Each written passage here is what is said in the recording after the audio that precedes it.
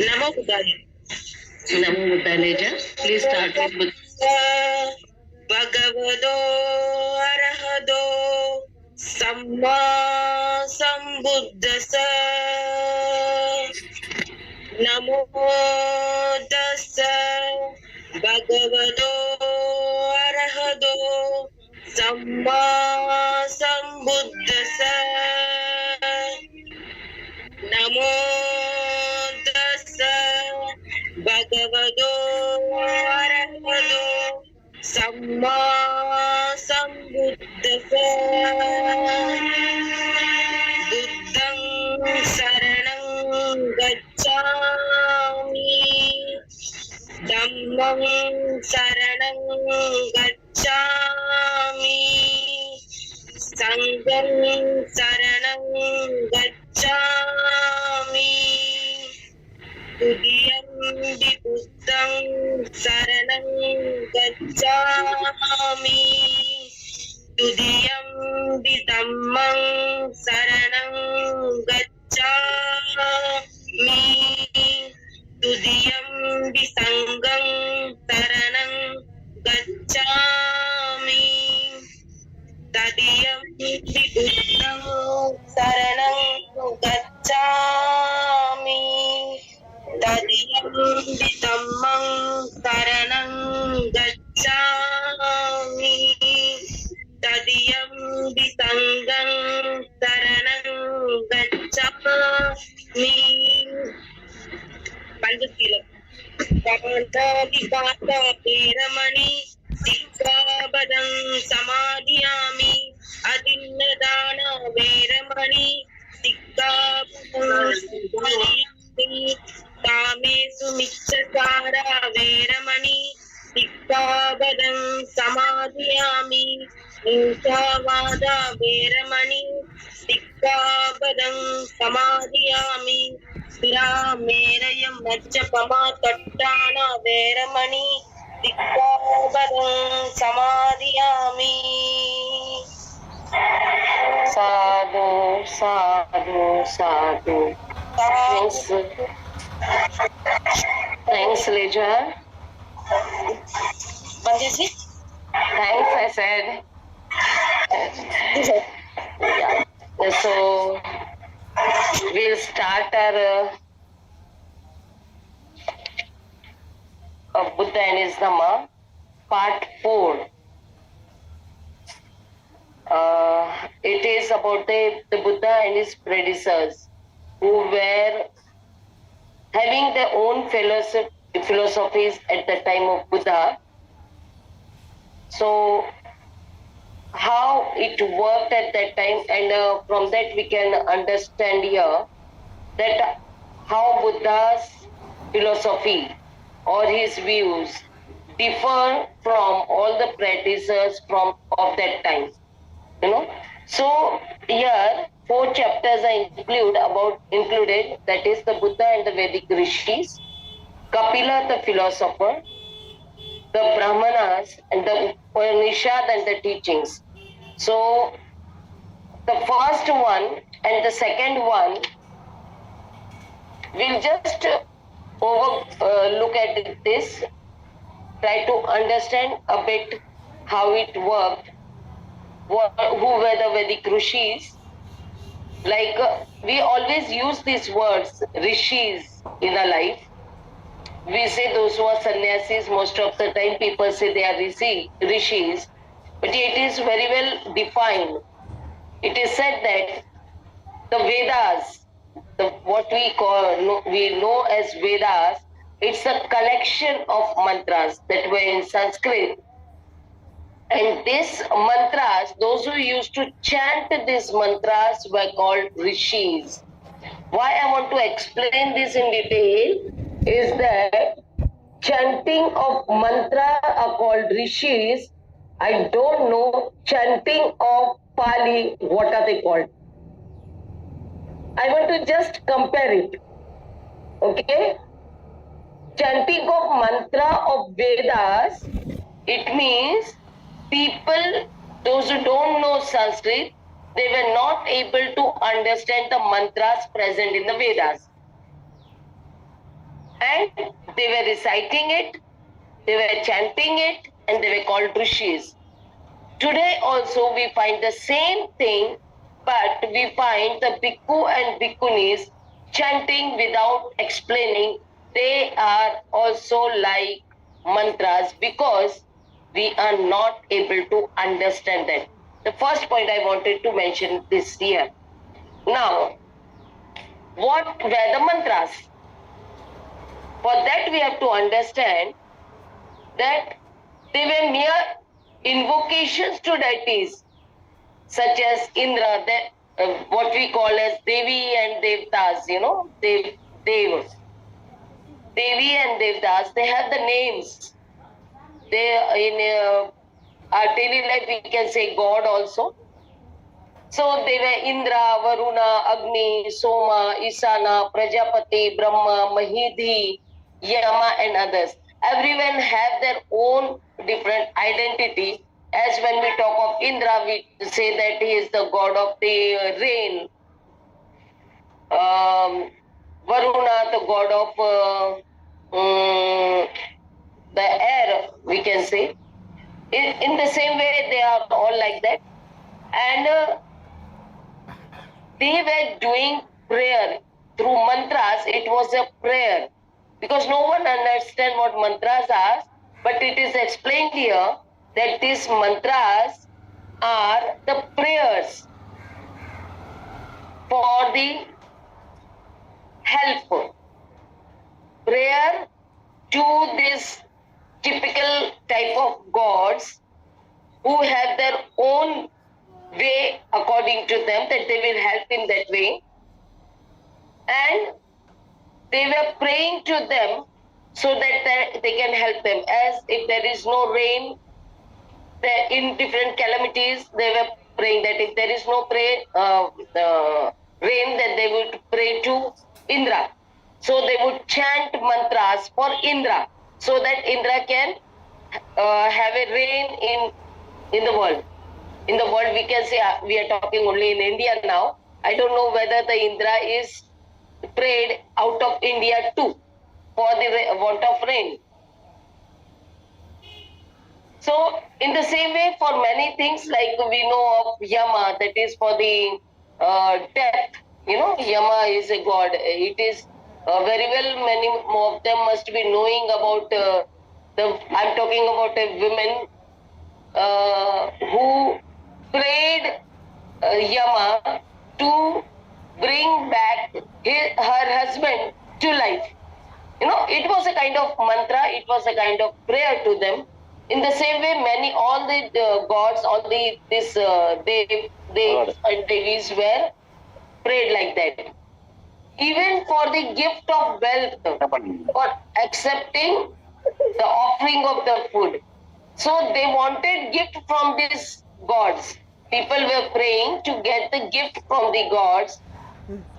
Like we can say, if they are going for a war, they were saying that if they were praying and saying that they should win. Now also we find many families, they say that the children to pray to God that they should pass in their exams. It is something they are wanting from this God. They want the wealth. They pray Lakshmi, like is a Devi. They pray Lakshmi that they should get a wealth. They pray to many, like in Diwali, they do it in this way. And they pray Saraswati, where they say that if they pray to Saraswati, they will get knowledge. Without learning, without using their mind, they should get the knowledge. So there are many kind of things. And with this prayer, they were using some other things to please them. They were thinking that if they please this God, they will get what they want. So to please them, they used to offer food. Now also you find many of the prasad, we say, It is distributed among the people, but first they are offering to the God. Rickshaw. I think other voices are coming, please. Prabhakar, please mute your voice. Prabhakar, please mute your voice. Hello? Okay. So, they used to offer food. They used to offer flesh. It was not only food, we can say, what we daily eat, but they used to offer the flesh and also the wine. These are most of the time food, flesh, and wine. It was offered by the devotees to the God in want of something, maybe wealth, maybe some victory, maybe some other things what they need in the daily life. So this Veda includes these mantras of offering as well as their needs. Now it is said here that no philosophy was mentioned in Veda. It was just a prayer, it was just a offering, and no philosophy was there. And these Vedas were, and what they say, but there were some Vedic sages, some of the sages who used to chant this Vedic mantras, like rishis, we call it rishis. They had some philosophy of their own. It is not mentioned in the Vedas as such in detail, but some of the Vedic sages have their own philosophy.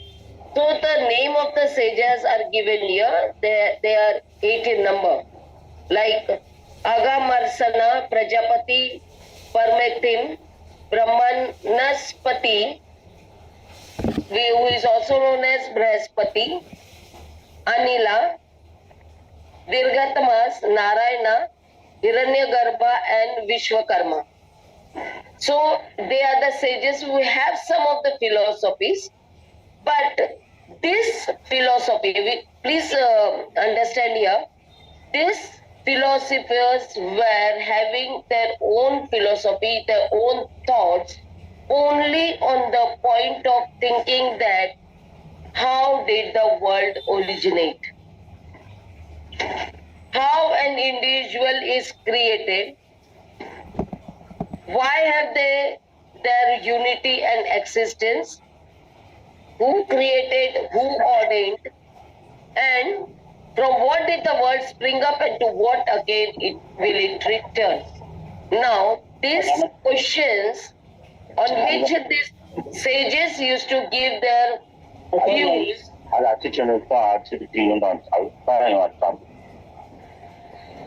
Hello. Apart from these questions, there was nothing else they were thinking of. And we can find here that Buddha never thought of these questions. We have to be very clear here. How this world originated, who created the individual and all these things, Buddha did not care for, we can say that. Because recording in progress. Because Buddha was focused on the life from birth to death. In between, how a human being can live a good life and happy life. Only on these things he was focused on, and he never thought of. Maybe there may be some other things on which he spoke, but not for the general public. To the bhikkhus, he used to say something when the questions arise. Used to arise that time. So, I think from here, many of these things, I don't want to go in detail of all these things, like some for the creation of the world, Agamarsana, was thinking that it was due to the heat which is present here, but he never talked how the heat was created. He said that the world was created out of heat, but he was not able to explain from where the heat was created. In the same way, Brahanspati, he was talking of like something is created out of nothing. So he was not able to say anything apart from that. Asat and Sat, what he says is non-existence and existence. He talks on it. So in this way, many of these, some talk of creation through water, some talk on creation of through air. So many, they have something basic which they say because of this the world existed or it is created, but no one were able to explain from which the world is created, how and when the things which was existence like water, heat, air, it was created. They were not able to explain that. Now one Narayana, he says, God created this universe, sorry. But here it is where he says Purush. Purush is given the name as God. And this Purush created the universe, he says. That is the cause.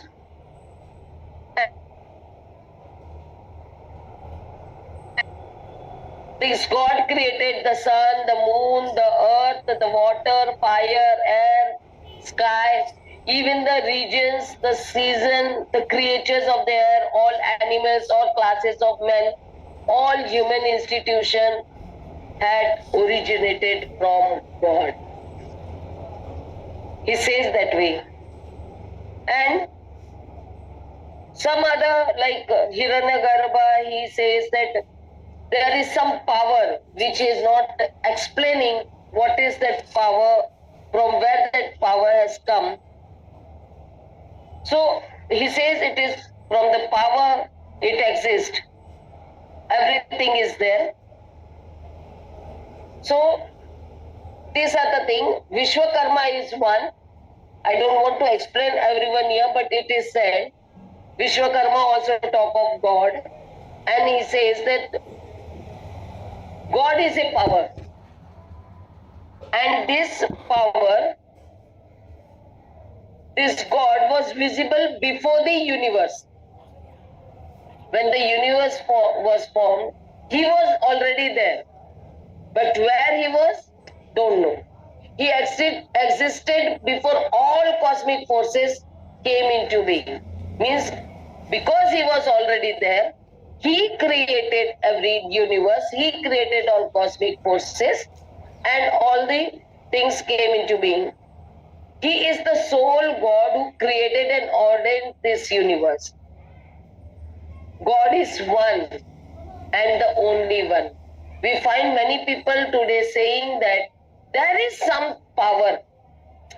If you don't believe in God, but there is some power. Or some say the God has power.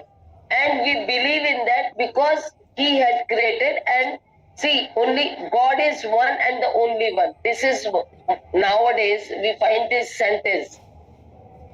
Only one. God is only one. People has divided in different religion and all like that they say. And they are saying, he is saying here, Vishwakarma is saying here, he is the unborn one, means he is not born from as the human being is born. So he is the one who is mighty in mind and supreme in power. This shows that God is like a human being, but they are not explaining how the roop is, the form of the body is. But here it is said that he is mighty in mind, means the God has mind. And he has the supreme power which is using. He is the maker, he is the disposer. Means the God makes it and God disposes it. As Father, He generated us, and as Disposer, He knows the fate of all that is. So, what is happening in the world, in the universe, it is just because of the God. What good is happening is because of the God, and what bad is happening, that is also because of this God. Now, what does Buddha say on this? Very important. Now, these points come here. The point number 20. The Buddha did not regard all the Vedic sages as worthy of reverence. Even he did not reverence these sages. He regarded just 10 Vedic rishis as the most ancient because they had some of the views and the real authors of mantra. Not just chanting the mantra, but they were the authors of the mantra. But in the mantras, he saw nothing that was morally elevating. What he says means Buddha was searching of morality, which is the very important part in a human life. So, he denied all these Vedas and all the sages, all the rishis, because he says there was no morality in the mantras. Because as in the earlier, like in the starting, we just talked that mantras are just the prayers for want of something, for wanting of help or something else. So it did not include any morality. So according to Buddha, Vedas are worthless as a desert. As desert is not worth for us to live a peaceful life, in the same way, he says, Vedas are worthless. They have nothing to do with our life.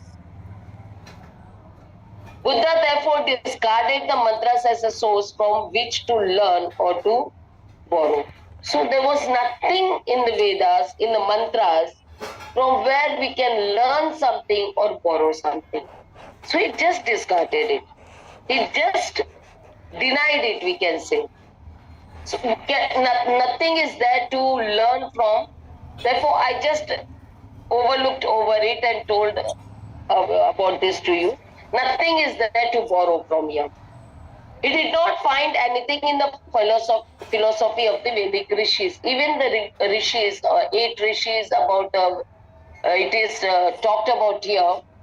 Even these rishis, their philosophy was not good at all for the human being to live. They were grouping to reach the truth, but they had not reached it. They wanted that to explain that it is the truth, but it was just the mind game, we can say. They were not able to prove anything. Their theories were mere speculations, not based on logic nor on facts. There was no logic, no facts on this. The contribution philosophy created no social values. Means from these points we can understand that Buddha was focusing on the humanity part, where human should have social values, human should have morality, and it had no these values and morality was nowhere present in the Vedas or the mantras. So he totally denied it. He totally denied the philosophy. This is the most important part we have to understand, because when we are going to understand the teachings of Buddha, these are the basic things where Buddha denied these things. So accordingly, we have to work on. Now, the philosopher named Kapila. Buddha accepted few things of this Kapila. I would tell you this second chapter. I would like to go through the last point of this chapter first.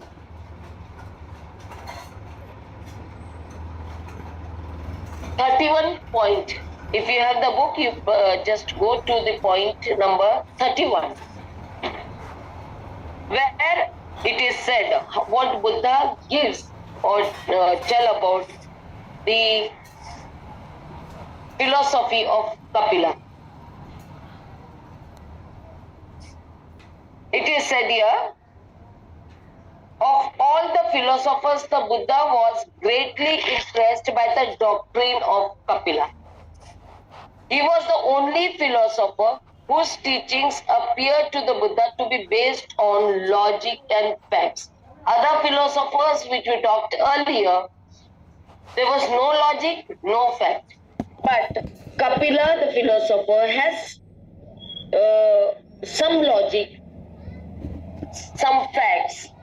So he was a bit impressed about it, but he did not accept everything which Kapila taught.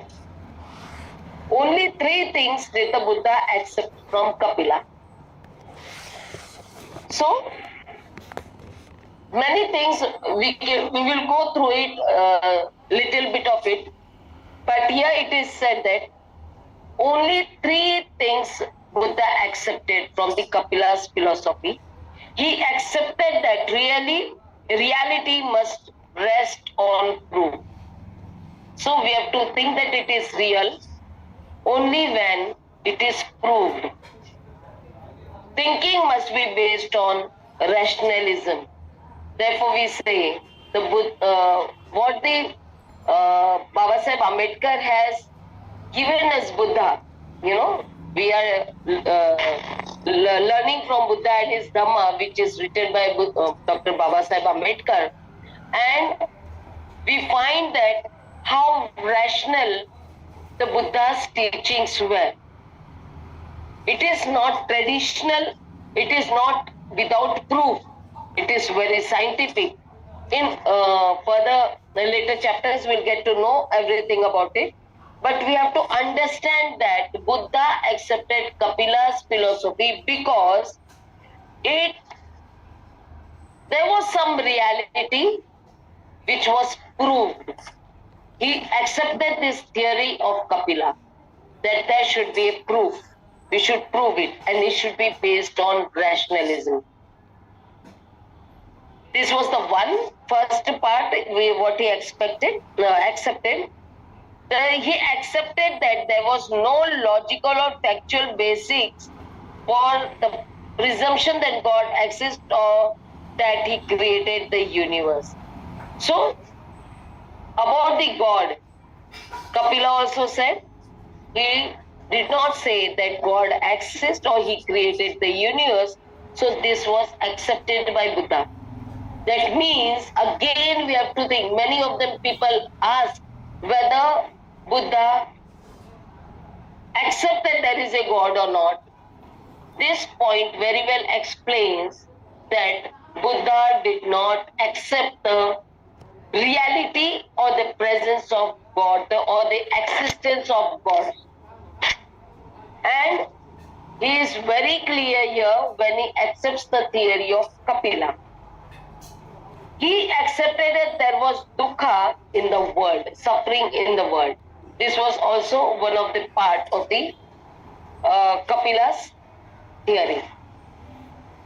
Now, what Kapila says, it is very well mentioned here that the second point it mentions here, his philosophical approach was unique. Unique means it was very much different from the other philosophers. And as philosopher, he stood in the class by himself, and his philosophy was known as the Sankhya philosophy. Means, as we say, it depends on the mathematics. Sankhya philosophy, it depends on the mathematics.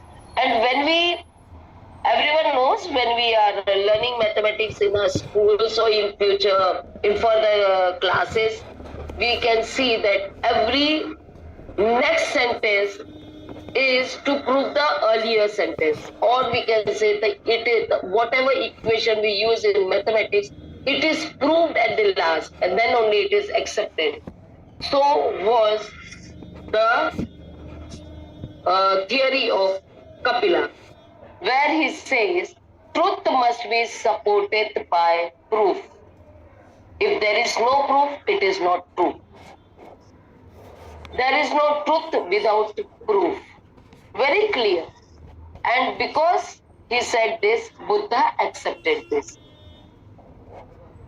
Now he talk about the truth where he says there are two purposes of this truth, that is perception and the inference.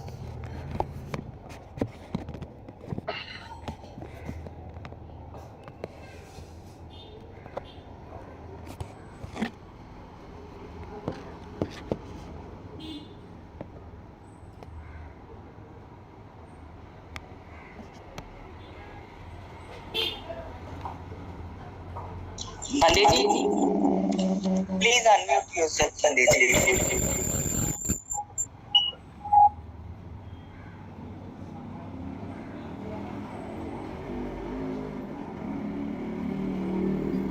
Okay. Hello? Can you hear me now? Yes, Panditji, please carry on. Okay. So here about the perceptions and about the perception, what he says. Two type of purposes he says of this to prove the truth. First is the perception. And what perception says? It is that there should be a doubt for anything in which comes in front of you, whether it is true or not. There should be a doubt. There should be fear that it is true or not. If this comes in mind, you are able to find it out what it is really. So this doubt has to be there. Therefore we say Buddha's teaching, what Buddha says, questioning is one of the important part to get the full knowledge. One must question. And when the questions are arised when there is a doubt. And Buddha says there should be no doubt. What he says, there should be no doubt. Until you have no doubt, you should keep on questioning. You should keep on knowing it. And when you have no doubt means you have understood the truth. This is what it is. Now, about the inference, he says, two types. One is perception and the second is inference. What perception says? This is also accepted by Buddha. This is the Kapila's theory. It is said that from cause to effect, as from the presence of clouds to rain, what the inference is, there is something already from which something is coming out. There is something, some cause is there, therefore this effect is there. Therefore he gives the example of the cloud, because there is cloud, rain is there. If there is no cloud, no rain. Second, he says, from effect to cause, as from the swelling of the stream in the valley to rain in the hills. The second example he says there that because the rain was there, the valley is full with water and the stream. The water is flowing from hills to the valley because there was rain. So how it is? The cause was the cloud, rain was the effect. But this rain became the cause again to have an effect, which was the stream, the water falling from the hills to the valley. Now, third, he says, by analogy, as when we infer from the fact that a man alters his place when he moves. Now, this third one, he says, you must have also examined this, experienced this, when we walk or at the night, we see as we are walking, the stars are also moving with us. It says, this appearance should be there because they appear us in different places. they are moving with us. Whether they are really moving it or not, that's another matter. But we feel that the stars are moving with us.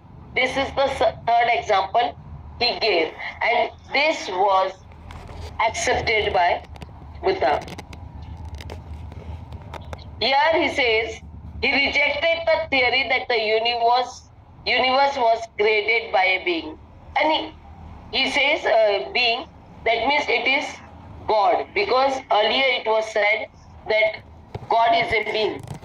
So he rejected that theory. So these are the things. I don't want to go to many things here, because what Buddha has accepted, we will talk on this. Now we come to the next chapter, that is the third one, where it talks of the Brahmanas. Next to the Vedas are the religious books known as the Brahmanas. Brahmin text, we can say. Both were held as sacred books. We have to explain, learn this chapter very well. This chapter is very important to know the views of Buddha. Okay? He was talking of Veda earlier, that he rejected Vedas because it has no morality, it has no social values, it was just for prayer. It was full of mantras. Now, with the Vedas, there are other texts which are known as Brahmanas text.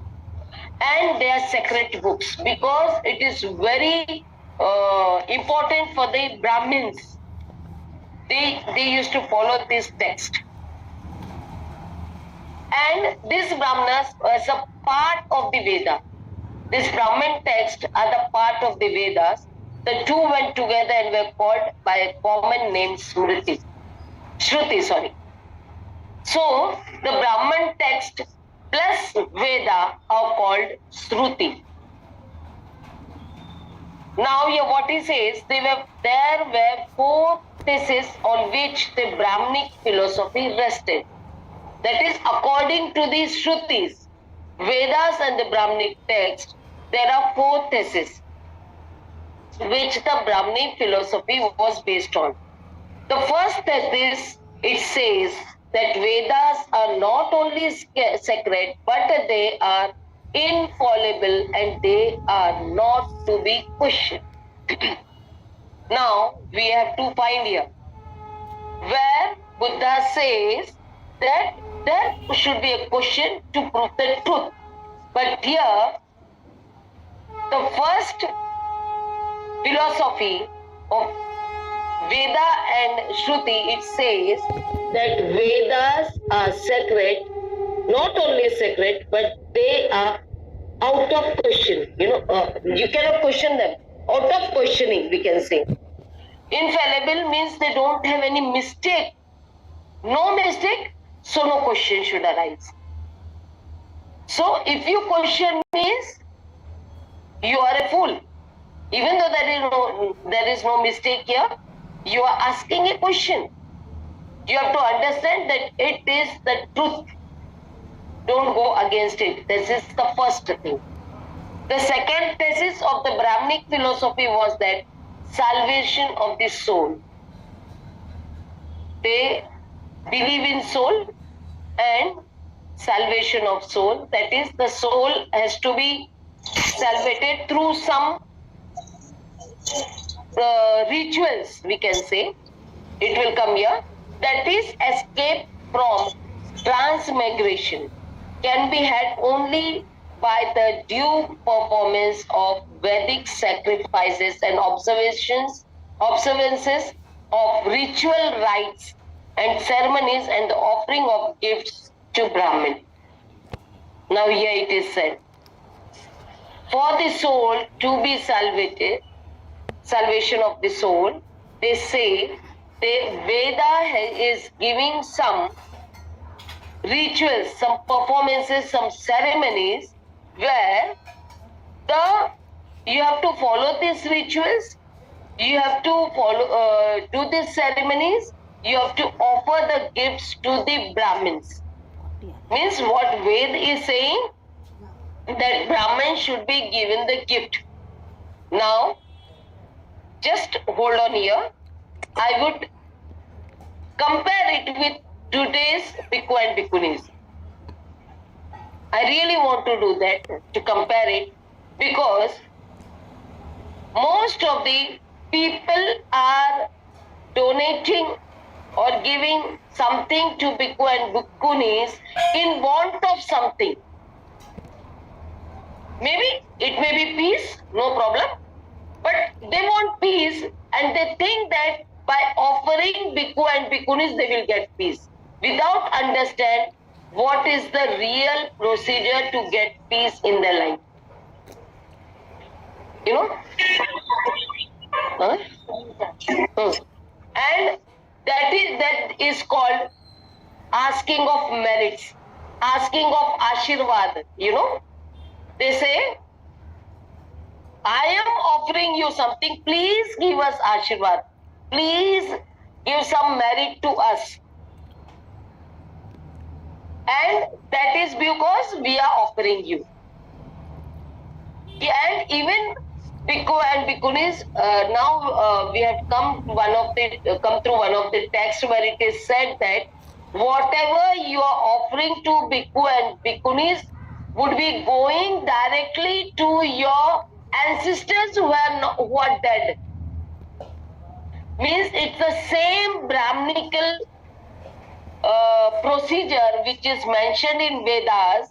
It is being followed by today's Bhikkhu Bhikkhunis and also the people who do not understand the real teachings of Buddha. So we have to be very clear that offering will not give you something, but the teachings of Buddha will make a change in your life. Offering is needed, that is for the livelihood and not for your merits. Even if you give food to eat, it should be thought that because the Bhikkhu Bhikkhunis don't have their own houses to cook the food and have their own food, so to bring them out of their hunger, they need that to live a good life so that they can teach us. We have to give them food, not for merit, but for their hunger, to satisfy their hunger. This kind of things we have to think. We don't have to think that because we are giving the food, bhojan dana or chivar dana or whatever dana you are giving or whatever donations you are giving, you will get merit. You are giving them so that they can survive and get knowledge and give knowledge to you. These are the one. This is the things, and if it is against that, it is according to the Vedas what the rituals and ceremonies they are doing it. So be careful before giving any donations. Be careful. You should not expect anything other than knowledge from the one to whom you are helping them. You should satisfy others' needs. That is most important. Now, the fifth point, I think you won't mind it. I'm comparing it with the Bhikkhu and Bhikkhunis. The Brahmins had not only a theory of an ideal religion as contained in the Vedas, but they also had a theory of an ideal society. So the earlier part, what 3 points we had understood here, it was about the Veda, that it is infallible, cannot be questioned. The other thing, it was the rituals which are to be followed, and the offerings to be given to the Brahmins. It is mostly the religious part mentioned in the Veda. Now, apart from there, that it is said that it does not only talk about the religious thing, but it talks about the how the ideal society should be. Means Veda is explaining about the ideal society. Now, what the ideal society according to the Veda or Shruti is? It is said Chatur Varna. The ideal society is Chatur Varna. Chatur Varna means about the Chatur Varna, not Chatur, sorry. Chatur Varna. Chatur means four. Varna means the stages of it is. I cannot. I'm not able to say about the Varna. We know Varna, you know. So it is said that this four Varnas, they are explained here. That first Varna is Brahmin people. The second Varna is includes Kshatriyas. The third Varna includes the Vaishyas, and the fourth Varna includes the Shudra. So people are divided into four Varnas. And these four Varnas are given the name as Brahmin, Kshatriya, Vaishya and Shudra. And these Varnas are also not to be questionable, because it is the ideal society according to the Veda. So you should not question even this. Everyone following this Veda should follow Chaturvarna. And this Chaturvarna, which includes these four Varnas, they have certain rules to be followed without questioning. You should not question anything. The first rule is what we said, they are divided into four, Brahman, Kshatriya, Vaishya and Shudra. The second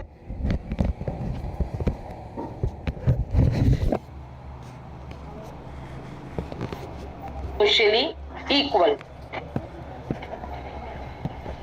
These four Varna cannot stand on equality. They must be bound together by the rule of graded inequality. There is a grade for them, it is mentioned, and that is based on inequality. Inequality, how it is that said that the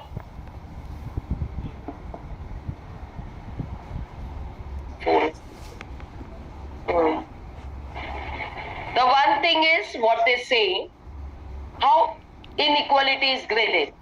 That the Brahmins are at the top, below the Brahmins are the Kshatriya, but the Kshatriya are above Vaishya, and Vaishya are below Kshatriya but above Shudra, and below above Shudra are all these three Varnas. Shudra is the lowest of all.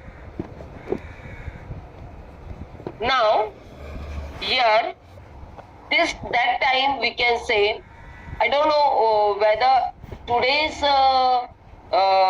system, what we are knowing it, that Shudra, at that time, whether Shudra were included untouchables or not. But now, Shudras does not include untouchables.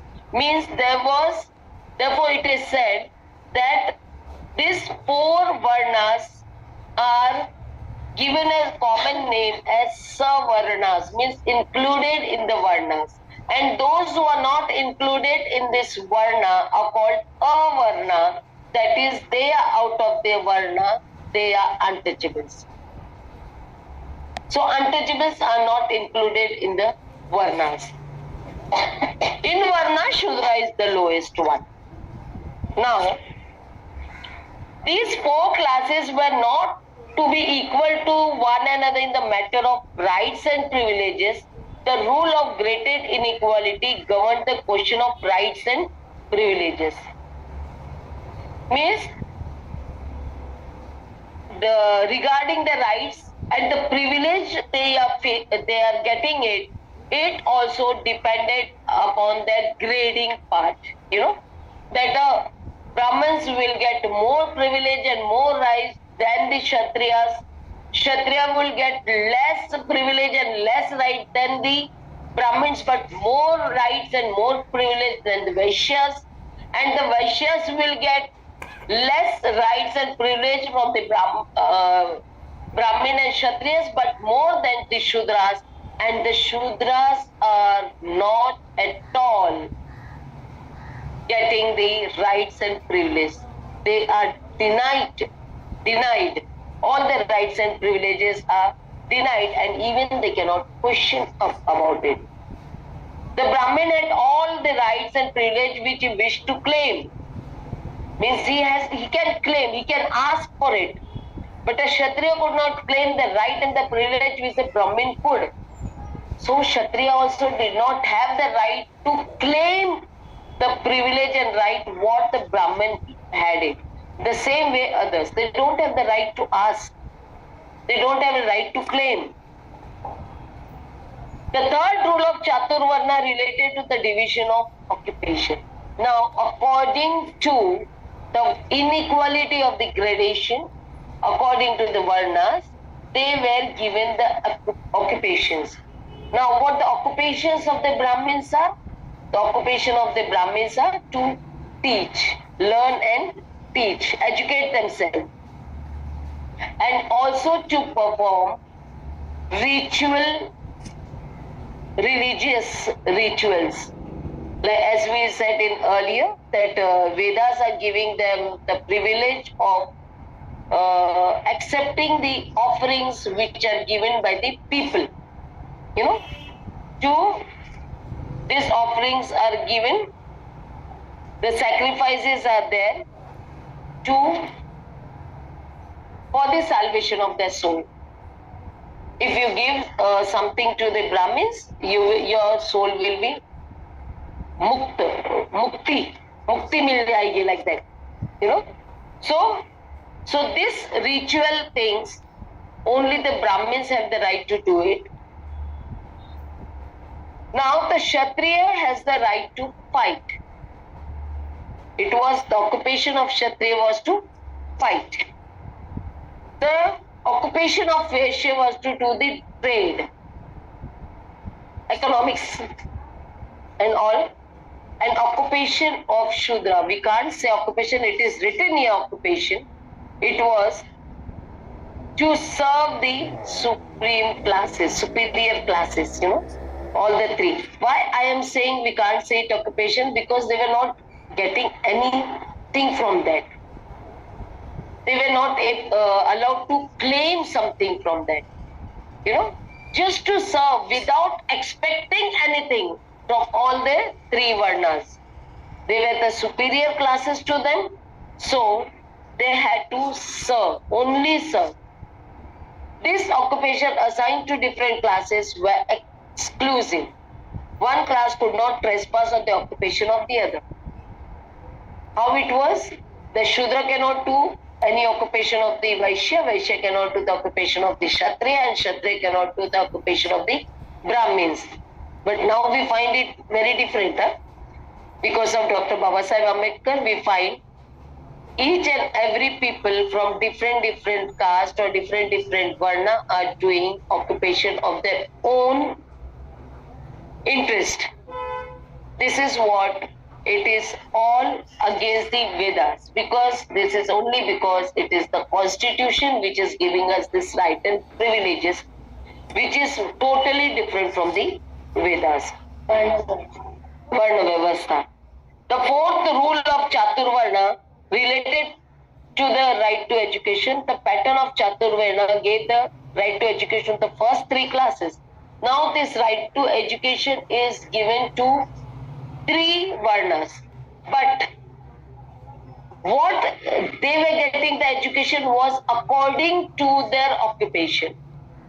It was not that the Kshatriya will get the education of how to perform the rituals, religious rituals. They were not allowed to say the mantras. So we will come again later. Later we'll get it how it is there. So Vaishyas were not allowed to get the education of the Brahmins and Kshatriyas. They have to be limited to the trade part of the occupation, which was their occupation. So he used to get the education how to do their own occupation.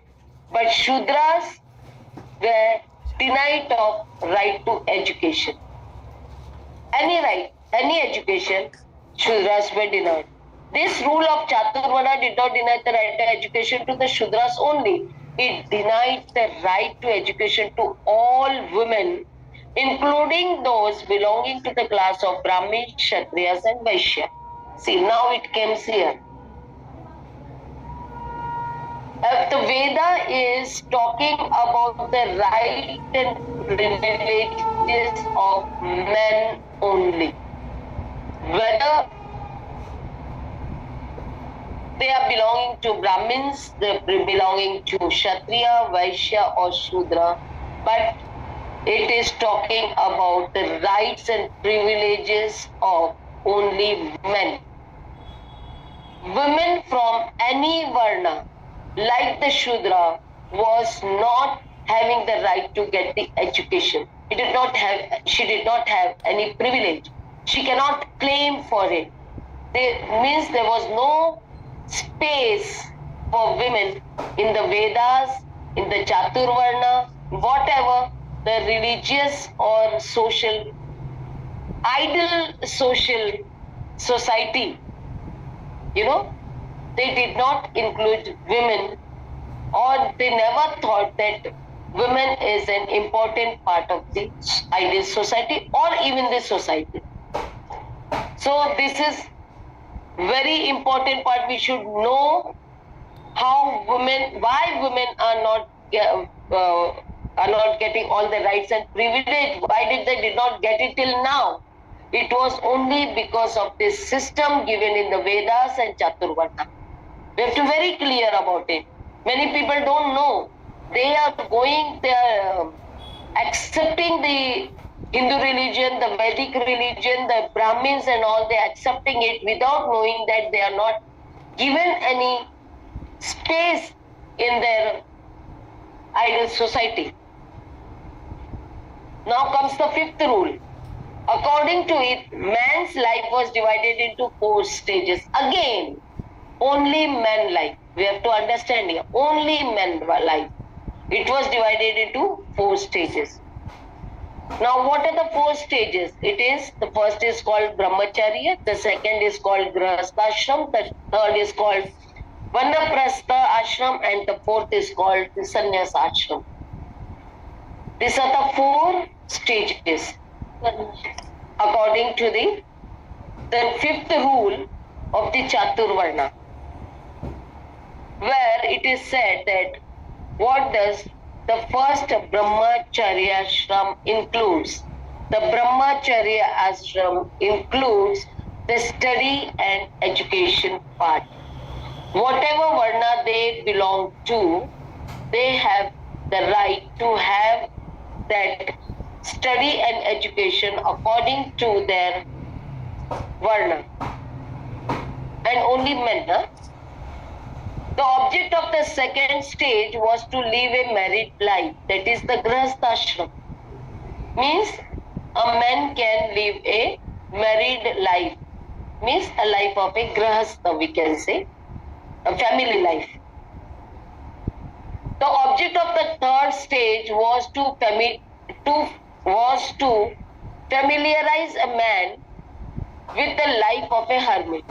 Means we have to learn something before going to sannyas ashram, how we can live a sannyasi life if living within the family. That was this third stage. Means even though they were living in the family, they were living like a sage, they were living like a hermit, they were living like a sannyasi without interfering into the family matters. The object of the fourth stage was to enable a man to go in search of God and seek union with them. So the fourth stage was they can leave the house, they can leave the family, and they can go anywhere in search of God. At the last stage they are going in search of God and they think they are uniting with God. So this was the first. This is the fourth stage of a man of 3 varnas, not of Shudra and women. These are the 4 stages which a man has the privilege to maintain.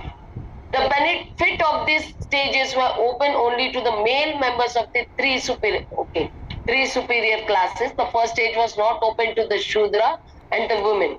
Equally, the last stage was not open to the Shudra and women.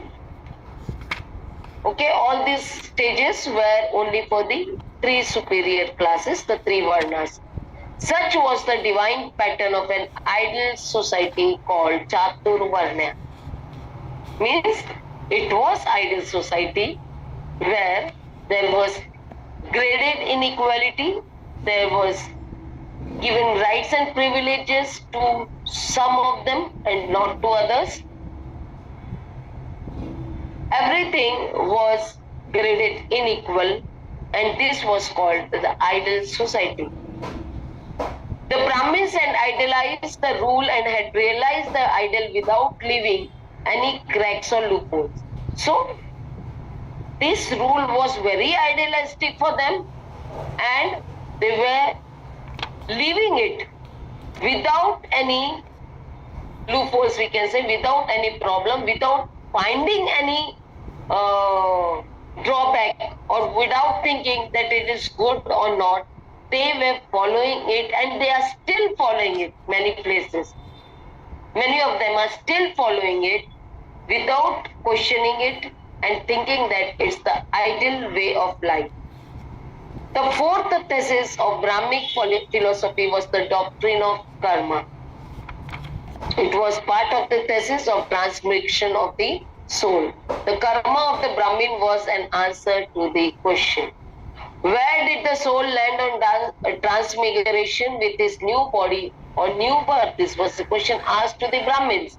And he used to answer, the Brahmin philosophy answers that it depends on the man's deed in his past life, not at this life. What we are getting now, it's not what we have done earlier in this present life, but it was depending on the last life. And therefore, people, whatever happened to us, we, most of the time, many people now, too, they think that what is happening in their life is not because the society is that way, or the law is that way, or whatever happening around us is because of that, but it is only because of the past life, before getting birth. So it depends on that. So, and that is what karma they did in the past life. The Buddha, now here comes. The Buddha was strongly opposed to the first tenet of Brahmanism. Now here it comes about the Buddhism, about the Buddha's view. I think it is a very long chapter. Can we stop here, because I will have to explain it in very detail. The Buddha's view. I think we should stop here. We have completed about the Vedas and Shrutis. So, Yes. okay? Sure, Banjiji, thank you. Yeah, thank you very much. And question is Yeah, question and answer session, we can have it. Yeah. Yes, Bante. So here we are discussing about the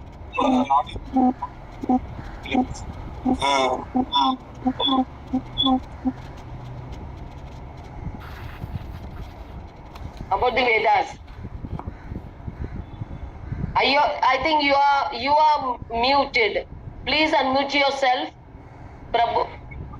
Bharati Prabhu. yes, Bante. So Bante, so we are discussed about the one power is there in the world. You are told about that, no? So God has only one power, where the human beings are taking their own choice, their own selection, dividing it into different gods and different powers. Is it so?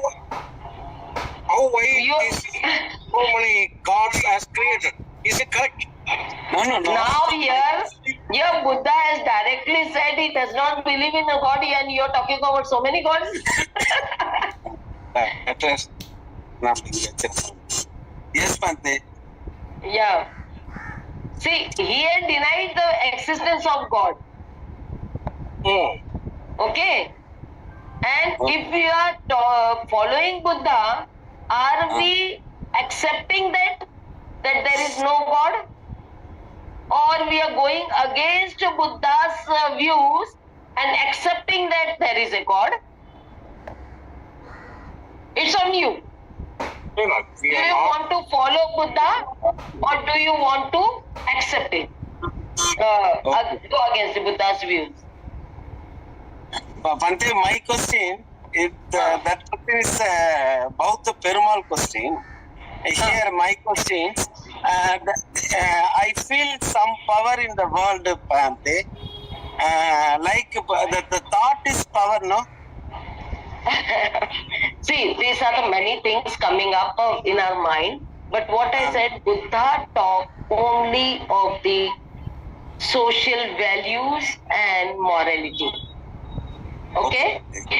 So he never talk about the existence, from where it came and from whether in later chapters you'll get to know.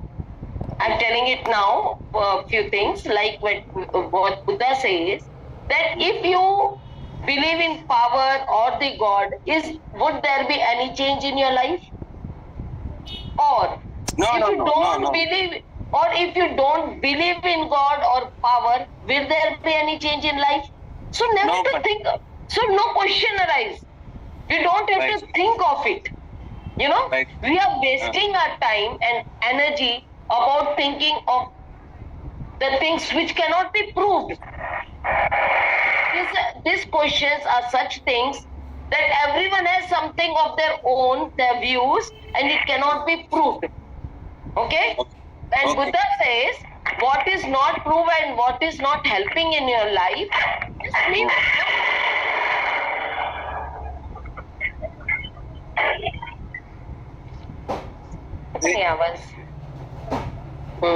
Yeah. Yes. We have to think only about the teachings of Buddha, because it will give us peace. Thinking of whether there is God or there is power won't give us peace. Okay? Later. Okay? There are some answers about this. We'll come in later chapters. Okay? Yeah. Okay, Bante. Yeah. Bante, other question, Bante. What about the Vedas, Bante? So I hear some research going on about Vedas. So Vedas really written by the Brahmin people, or it's really before Buddha, Bante? It is proven. What it is here now explained, it is said. Who has written, they have not mentioned. We know that it is written by Brahmins. Okay? And Brahmins say it is not written by a human being. It is written by some of the invisible thing, from the God. Okay?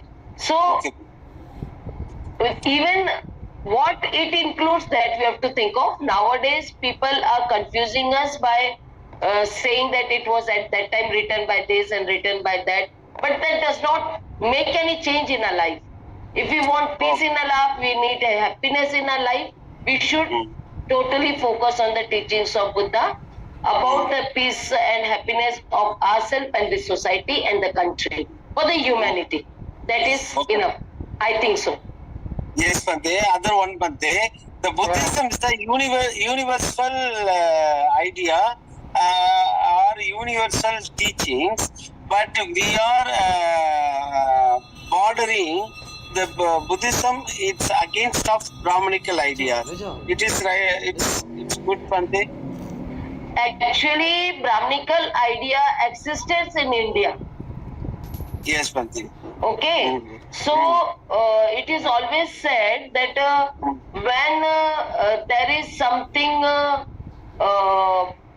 pollution, we can say, which is polluting something, like I can give the example of a water. If some pollution is there, we have to think how this water should be purified. Okay. So what we say? First, we have to think how this impurity should be taken off. Oh, okay. Okay, we think of it. What is the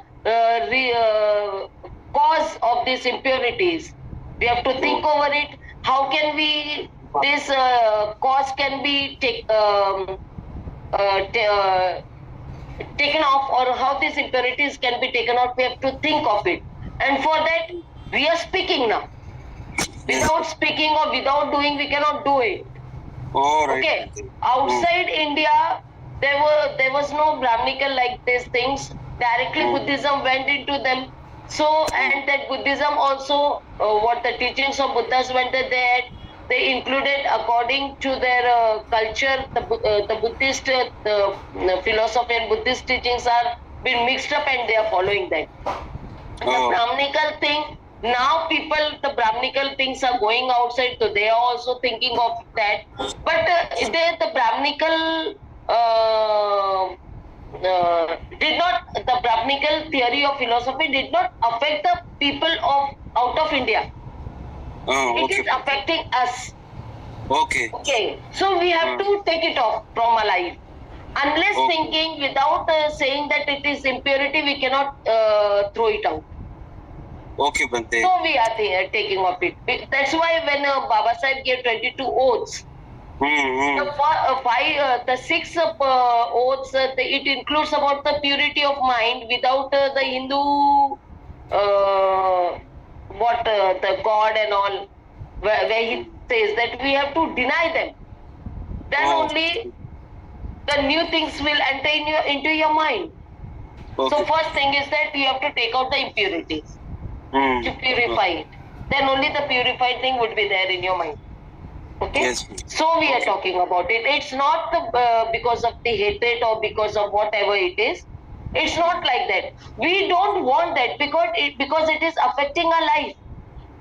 It is affecting humanity. So we are talking about it. Otherwise, no need. Okay. Okay. Yeah. Yes, Bante. Bante, good news, Bante. The Ashoka statue clay model it's going to complete. So now we are Dr. Rajavardhan, Bauta Perumal, and Advocate Madan Path, and myself. We are going to visit the Ashoka statue, Nagapattinam. Nagapattinam. Okay. Yes, we are on the way to Nagapattinam. Congratulations. Yes, thank you, Bante. Yeah. Thank you, Bante. Yeah. Anyone else want to ask the question? It is good to see Dr. Rajavardhan, Sankhya sir, Niranjan and Prabhakar sir all in the group. Yeah. Any questions or any discussions that needs to be extended, please feel free to ask.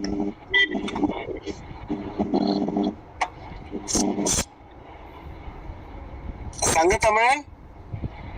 Anna? Jai Bhim. Bhikkhuni, madam, Jai Bhim. Jai Bhim. Panditji, I have a query here. It will be more appropriate to say that Buddha denounced the Varna system instead of saying that Buddha denounced the caste system. Am I right, Panditji? Because things were flexible and not rigid as they are now. The caste system was not Actually, in this chapter, we are not talking about the caste. Okay. In this chapter, what we have learned today, it was not about the caste, it was about the Varna. Okay. About the caste will come in later chapters. Okay? Sure. Yeah.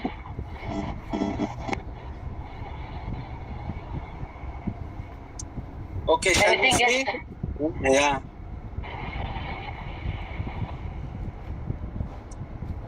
Myrtula? Okay, Bante, shall we finish, Bante? Yeah, sure. Thank you. Thank Yes. you for giving me time and listening. Thank you very much. Thank you, Bante. Thank you.